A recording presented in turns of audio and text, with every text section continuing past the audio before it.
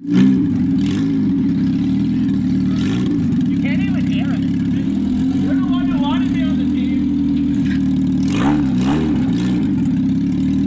Yeah, I don't think the EPA is going to be very happy with that. You should probably try and soak up whatever you can while it's still wet. NASA's got me.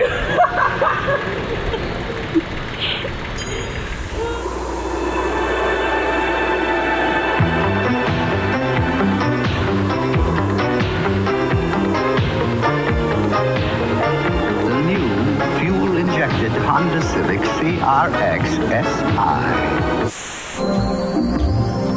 Honda présente du muscle sur la plage.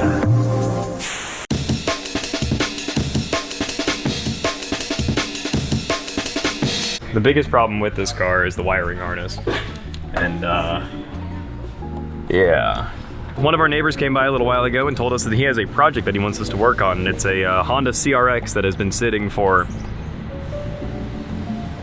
The problem with this job was it was electrical based, correct? Yeah, a lot of this is electrical and he needs the motor to be remounted and needs the exhaust put on, stuff like that. But yeah, I mean, the biggest issue right now is just the electrical on this. Someone's added a fuse, like an old school style fuse block here, which looks pretty cool. God fucking knows what that's supposed to be used for. Oh, they're broken right here. So they've been soldered. Like, look, they're fixed by someone, quote unquote, and heat shrunk over and poorly soldered together, and they've... Something my dad would do.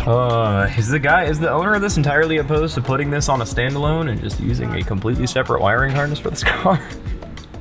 Do we know for certain that he won't do that? It's got some louvers back here. I like the interior. Interior's in great shape. 178,000 miles. Why isn't Alex working on it? Nah, too busy. Doesn't know JDM. Like the wheels are gonna stay straight, right? Only no Ferrari, Lamborghini. Hey buddy, you're missing the headlight on there. I think that's probably a $600 car. Restoring a CRX gone wrong. D-Series dropped on my head. All right, and does it have power steering? No power steering, No power right? steering, Yep. no air conditioning. Yep. This thing is raw. I love the shift linkages on this thing. They're crazy. They're so long. Full metal too, and what mounts at the bottom is interesting. So easy to service. Yeah, it's really easy to service these. No wonder these cars are so fast. There's not much to them. Well, that's how they weigh, you know, 1,900, 2,000, 2,100 pounds. This must be a huge pain in the ass to fucking put a whole subframe up in here. Yeah, you gotta get it from like the Civic. The Wago van. That looks good. Yeah, just those ball joints in the front so far look off. But everything else looks pretty good. It's kind of hard to tell the engine condition. I mean, it's obviously covered in oil. But I mean, if you wanted us to do an oil pan gasket, it would not be an easier time than before we mount an exhaust to this. Because right now it's currently just pull that down and then just remove the trans bolts here. And honestly, it doesn't really need more than a few days worth of work, but it's definitely going to be pretty big. I mean, pulling out the dash, pulling out the seats, pulling out the carpet, redoing all that harness, running the harness through the firewall here and to the engine is going to be a bit of a pain in the ass for sure. It's not going to be nothing.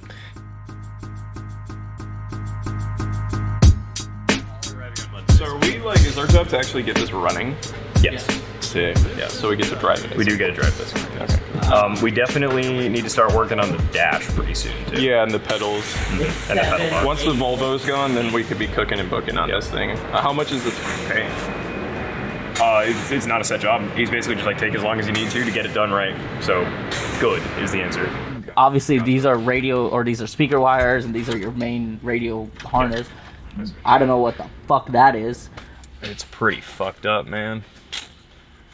Damn people that don't buy the fucking harness adapters. Is this fuse block gonna have to come out and everything? Probably not, because it looks like it's got connectors that like... Yeah, it unplugs. The dash harness unplugs from these parts of it. Gotcha. Dude, have you seen this crazy steering column? Yeah. Dude, that's weird. It like goes like way off to the side. I know. Huh, interesting.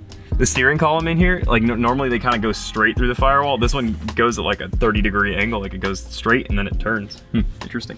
It might even be easier to pull everything and just remove it all, like actually, because I mean you're basically just a blower motor and the HVAC panel away from there, from everything being out of there. My concern is not necessarily putting it back together. It's the foam that has disintegrated over time. Yeah, I mean, we can either refoam it if it does happen, or we can fucking just tell them and be like, listen, you might not get 100% of your air through it now, but it's just kind of the nature of taking apart a 45-year-old car. I suspect there will be drama putting it all back together, not taking it apart. Where we're at is a good spot. And the rest Listen, there's a reason you don't need a degree to work at Pick and Pull.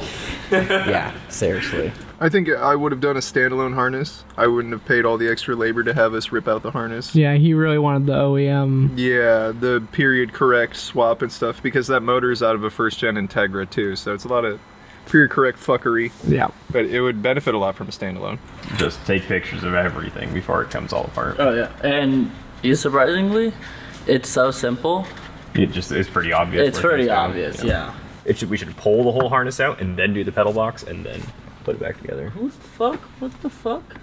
That's the problem. That was what's broken on it. That's what needed to be replaced. Oh, okay. This is the pedal box assembly. This was his clutch stopper was broken. Like the welded nut on here broke off, and as opposed to just replacing that one part, he wanted to just replace the whole pedal. And at the point that we have the dash out and the wire harness is all holding on it, it's really not that hard to do. So yeah. We are now officially at the point where I can do that. New control arms with the ball joints. Really nice, very nice. New axles on both sides, and then output shaft seal here, output shaft seal here. Oh yeah, and then we also did motor mounts. You guys have ever done this motor mount? It sucks. Like if you know, you know. This one is just dumb. And I got the pedal assembly in, so brakes are hooked up. Clutch needs to be attached, transmission side, and then we have throttle now. Customer requests, replacing of their exhaust. We're gonna build them a whole custom exhaust here, so they brought us this header right here, which is pretty nice, pretty trick little piece for sure. Which that is like dangerously close to tapping into that fucking subframe brace as it sits right there. Like that's actually kind of riding against it. You know, we'll just get one of these flanges right here, we'll just put it on top of the gasket, we'll bolt it as one big sandwich together, space it another 1/4 inch down. Yeah, do 10 gaskets on it and then it should clear, so. You think you can do this job? Yes, sir. I surely it's never can. been a question of if you can do it or not. We need to get all our parts to do it. Yeah, and how long it'll take to fit it up. That's the question. Yeah.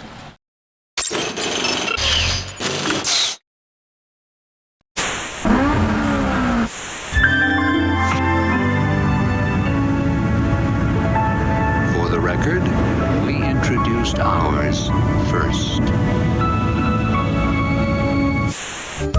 通販オタクのウヨ君もお得意様です。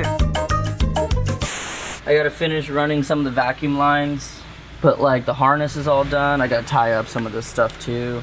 But where we're at with it is, I'm about to crank it over.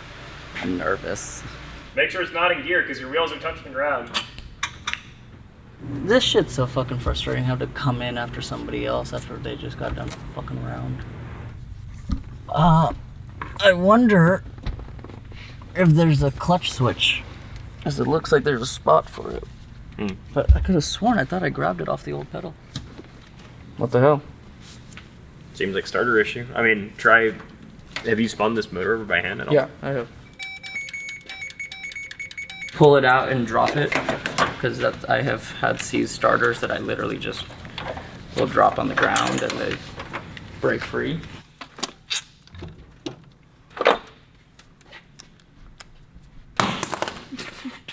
Yeah. That's got 12 volt on it right now. Something's fucked up. Your ground is currently 12 volt. There's 12 volt on the motor right now. You should probably take this off. Your ground system should, I mean, we learned this when doing fucking aftermarket ECUs, that like the Haltech calls it like the star grounding pattern, where you have all the grounds run off of a singular, like everything takes its ground reference in the same place. Usually it's engine head. Yeah. So you have your ECU tied to or back of engine head. You have your engine head run to chassis, and then you have engine head to negative battery, and then negative battery back to chassis. Wait, well, hold on. What the fuck is going on with your, what? Does this chain to alternator? Where's your alternator wire? Part of the harness. Yeah, okay, but your power, your main battery power is running basically to starter, and then whatever this. That's how it was before. Usually, what happens is you go battery positive to starter to alternator, Right. and then that all runs on one big wire. Because it's this one right down here. It goes through that fusible link. So battery through the fusible link and then comes down to the harness. And the fact that it wasn't doing that a minute ago is really weird. Right. I don't know what to make of that. I doubt this harness is bad considering how much I fucking probed. I feel like I would have detected a short or something. That's the really strange part about it, is that like, it would make sense if that was just how you booted up the car and then it was, you know, had 12 volt on the chassis. I've seen that before. But, I mean, you're expected to have 12 volt on a chassis. It's just intending to be returning to ground. Like, the magnetic field is currently the entire car. I don't even have the negative terminal on the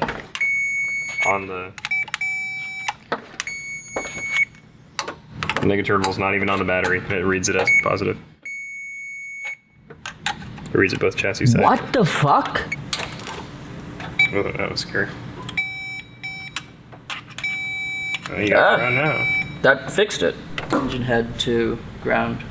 Battery negative. Yeah, battery negative. That works. The shortest You do that. path. That is the closest to star pattern. That takes the most references from the same point. Yep.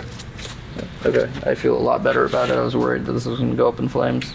Don't fucking say shit like that, bro. You've been working on cars long enough to know you don't say shit like that. Yeah. That harness is what I pulled out of it before, and it was it was already like chopped up and modified incorrectly. So it's just spare parts, but it's of no use for information. This is the factory harness that has only been very slightly modified, and I'm realizing now I might have modified it incorrectly when I first started because of what I'm starting to read, which means whoever modified this originally didn't know what they were doing. I believe this is a vacuum advanced control solenoid that I might need to figure out how to adapt. Supposedly this round plug distributor wire is also needing to be adapted from the square plug to, the square plug to the round plug, which means it's probably these are hooked up incorrectly.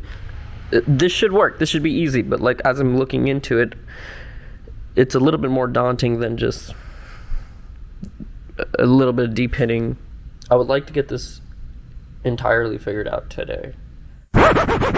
Okay, so Wait. I've, from each sensor, pigtail, I have verified continuity to the pins that it goes to on the ECU. I looked at your list, and you did that for all of them except for the IAC. The IAC, I cannot get continuity. I'm looking into it, and our harness doesn't even have the wires in the spots they're supposed to be for the ZC IAC. So we need to run wires from the IAC to the Well, ECU. we need to depin the main harness, or like And figure the out pigtail where. in which they go and everything, and do all of that. Because it's in different spots entirely, and who knows really if that ECU is for a ZC. It is. You're I have verified the part number on that ECU. That ECU matches the motor. Okay, because I was also looking at all the other ZC ECUs, and they have a green connector on them. They have a green primary, and that one's clear. And the ZC one specifically has a green because that's the connector. CRX. it's the CRX body harness Body that's harness. plugged into the Yeah. ZC ECU, so. Yeah, so the ZC has a specific harness. I guess absolute worst case scenario, if we can figure out which plugs or which pins the IAC wires need to run to the ECU, we can bypass But the I main know, harness. I could, but what is it? There's something on that pin already. Mm-hmm. So what's that running to? So so can we find the IAC pinout locations for CRX and then see what it's going to? Yeah, we could. I'm just saying that this is probably going to be a bigger thing than just this one wire to get everything running right. Like diagnostics, I'll usually, if I tell people I'm only going to charge you an hour to do diagnostic, like that's, even if it takes me longer than that, that's typically how I'll do it. Just sometimes if a diagnostic will run for like an exceptionally long time, I'll call the customer and be like, hey man, I'm on my 4th hour of diagnosing this electrical issue. Like realistically, if I figure this out, I'm going to charge you another hour or 2 or whatever of diagnostic because it requires a very in-depth thing. But if I can't figure it out, I am only going to charge you that 1 hour of diagnostic regardless of how long it takes me. So in this case, I don't even know how to charge it. This is a total non sequitur. I have no idea how we charge that. The only part about a swap that we didn't do is putting the engine into the engine bay. But we did the motor mounts, doing the wiring for it. The fueling just happens to adapt. We even did axles on it too. We even did axles. Yeah, like so- this is pretty much a swap. Yeah, we did pretty much do the swap minus the actual dropping of the motor into the car. Yeah, and when we got it, it was just hanging in there. So I mean, like yeah. we even kind of did that. But yeah, what a weird time that was. That's not nice. That's important.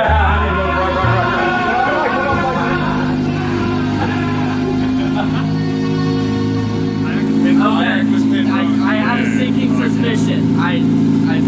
Yeah. Cool. No check engine light. It's the idle's high, but we adjusted the screw. Yeah. Wow, yeah. Dude, no check engine light or anything. No check engine light here or on the ECU. Fuck yeah. I knew, like, I just kept saying, I was like, I just knew it. I just want to say I'm the greatest of all time. Really easy to say, yeah, that's what I thought it was in hindsight. You know? I haven't Well, seen I it the entire time. have no idea what you're talking about. I've never heard him say IAC, not one time. How the IAC works in this is it has a 12-volt switch that'll turn it on when the key's on. And the other one is a resistance modifier that the ECU sends out. And that wasn't wired to anything, it was just a dead wire. And so now the ECU is actually modulating the resistance on the IAC valve. So do you have to splice and run it yourself? Yeah, that's what I did. I just did crimps right now, and then I'm going to solder it in and put it in the harness. Okay, cool. Okay. This is another one of those things that, like, I saw something like this in a spy movie when I was a kid, and now every time I bring it out, I feel like a fucking spy, you know what I mean? Like, go under a door and shit. Yeah. Wow. 4 is fucking wet. Yeah. But again, I'm hoping that's just fuel. If it is fuel, then holy by God, is it running so fucking red? But he's got a fucking clean spot right there. Yeah, well that's intake port probably, right? Hopefully. Hopefully. Oh, it's pooling there too. Yeah.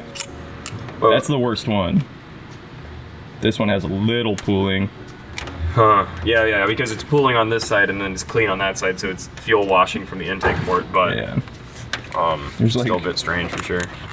A huge piece of fucking, like, What the RTV hell? down in there. This is operation, right? Yeah, don't fucking drop that shit in there.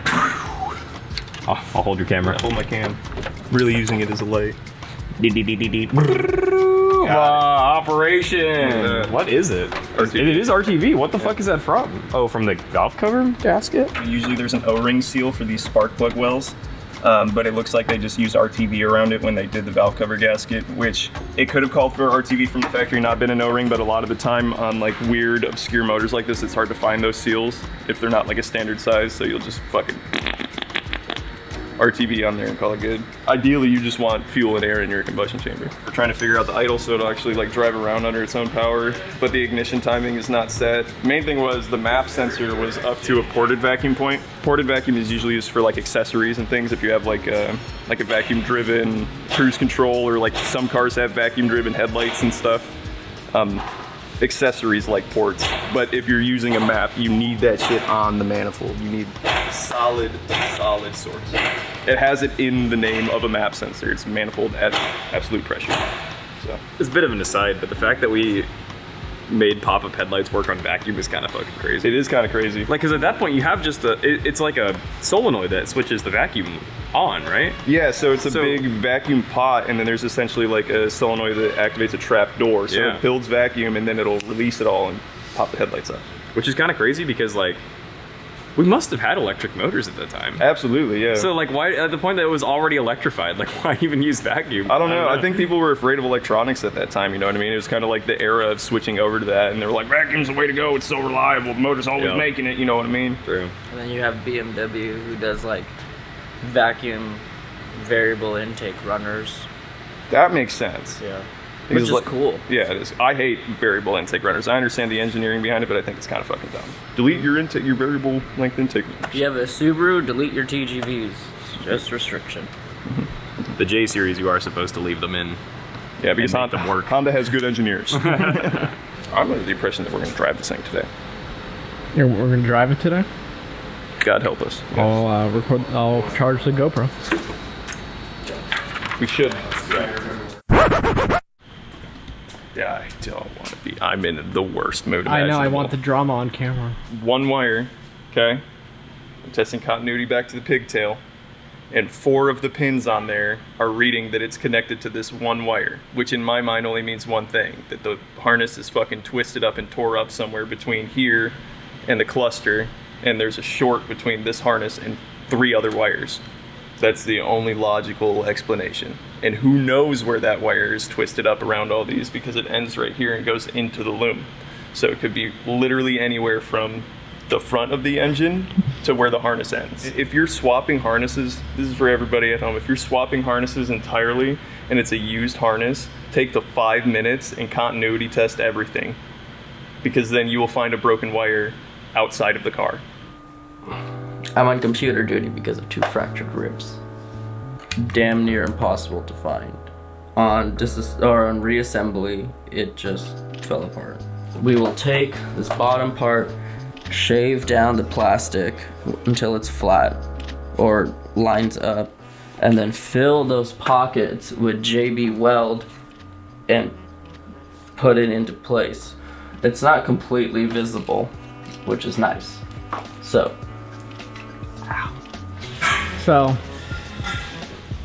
you found the short.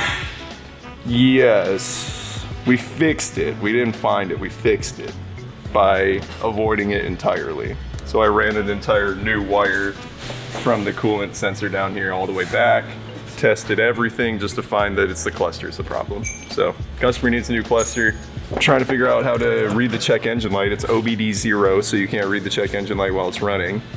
But check this shit out. Honda is a fucking genius, and they had good engineers. The ECU on these old Honditas, and I'm sure a lot of you guys that have old Hondas know this, the check engine light's on the side of the computer, which is really convenient when you're ripping everything apart, because it's right here. But if you have a passenger seat and carpet in your car, you can't read the check engine light while the car's running.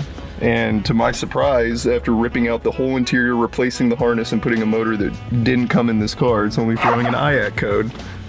Which is really nice. If we could find an IAC for an 86 Integra and an 85 CRX Si body. But progress. You should drive it this week, actually. You should go through all your footage and see how many times I've said that.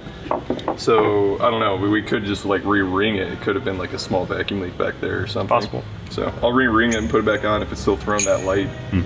For the IAC, I mean, it's the IAC. This is not even electronically controlled, right. So like... Not picking up on like a failed signal or something, it's picking up on the actual amount could of well air. just be, yeah, just a vacuum leak that it's picking up on. Yeah. This is a rubber O-ring, okay? That's crazy.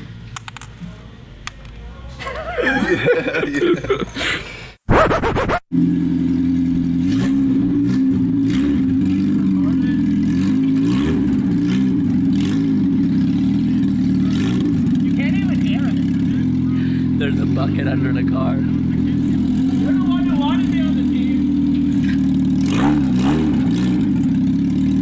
team. Yeah.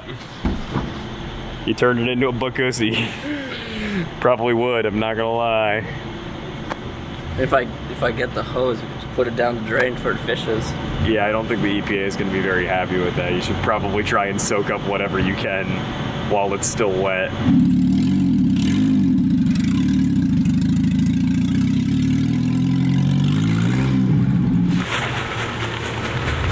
NASA's got me. I had to tilt this one back down because this one's like has a natural point upwards. But we- also the motor mounts might not be finalized, so it's like a little hard because look how close the exhaust header is sitting to the radiator right now. So like that's probably the motor is going to end up having to be clocked backwards anyway. I think this is a swap motor. This isn't the original motor to this car.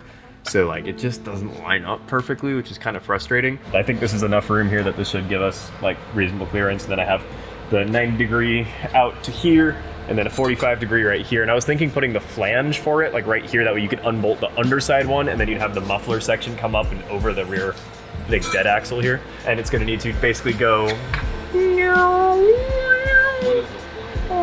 So I'm gonna need 1, 2, 3, 4 exhaust hangers, I guess.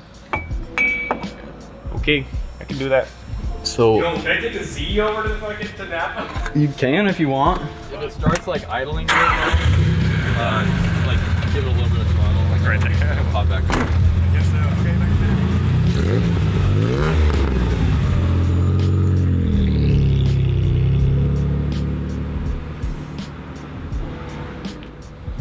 ever wreck cars around here?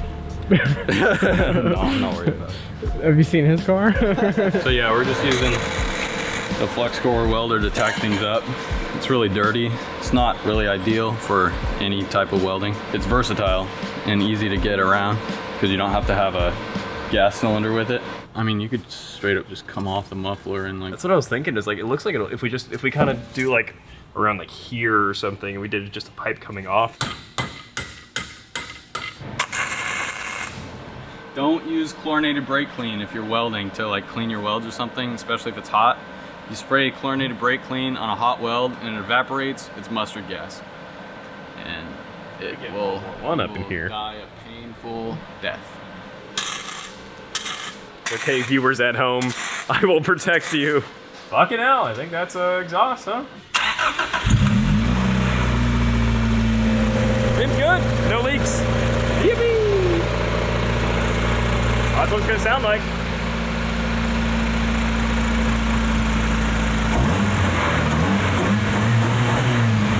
Actually, that doesn't sound bad at all. Sounds good. Yeah. Sick. Okay. Rad. Fuck yeah.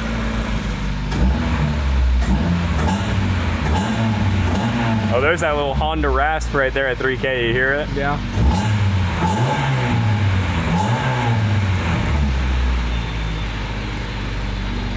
Sounds great. I love the rasp. What? Yeah. Why? I love it.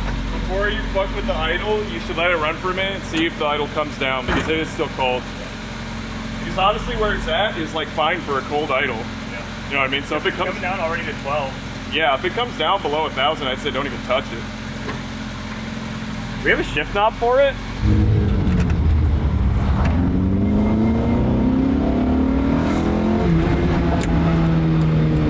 What's nice about it is it does feel torquey at the low end, but it also still builds power through the top. Oh man, that's fun. It's just really fun.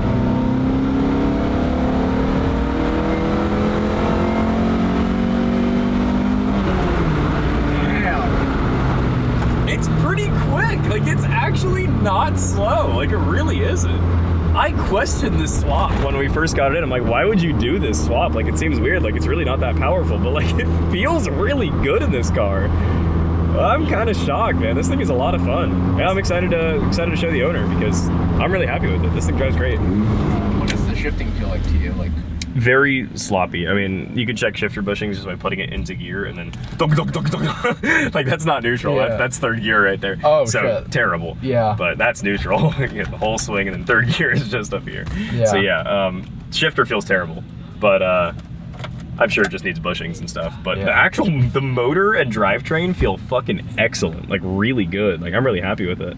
No, it feels awesome, dude. I think he's gonna be ecstatic. yeah.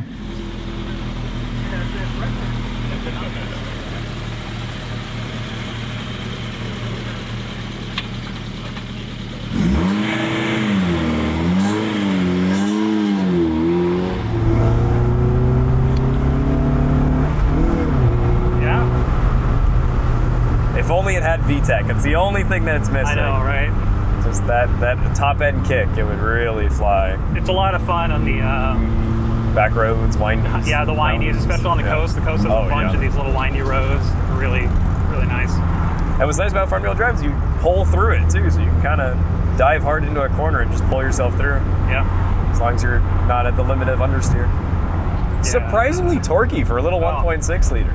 It really is. Shockingly low endy for what it is. It's why it's the such a dual great. cam, It is. It's why it's such a great engine. Yeah. It's one of my favorite ones that Honda made. They made it for like 11 years, but they only put it in the U.S. in the Integra. The GS, yeah, and GS just the Integra. How long have you owned this car for? 3 years now. Oh wow, okay. So I flew from New York to Boise to buy the car, and then I drove it from Boise to Portland, stopped by, visited some families in Eastern Oregon, and then got a coworker to let me park it in their yard for 6 months while I was living in Hawaii until I could come pick it up after moving back to the mainland. But just like second gear, third gear, full throttle, just revving out, feels really good. Like that does not feel like 120 to me. I don't know. It's crazy. It is. driven so many 100 horsepower cars, under 10, under 20 horsepower cars. It's that second, third gear is just second to third of this feels so good. It's where all its torque band is. Just feels. And I do like that it's very mellow when you're below 3,000. Like and the long fifth gear makes sense because we were like we drove it and we're like, wow, this feels like you could just like cruise on the highway like really nicely in it. Yeah, that long fifth gear makes it a great cruiser.